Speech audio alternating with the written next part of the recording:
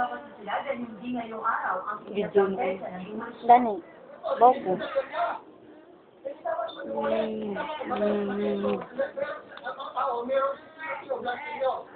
Ipinakita pa nila sa GMA News ang notice na pagmamahal ni Mayor Tani Dumonte na nagbibigay sa kanila ng 15 araw pang pagdusi.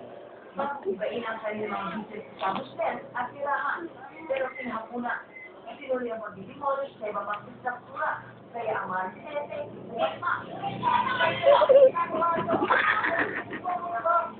Sa kabila nito, di naman nagpasilang ang mga nag-demolish. Lalo tuloy nag-init ang sitwasyon.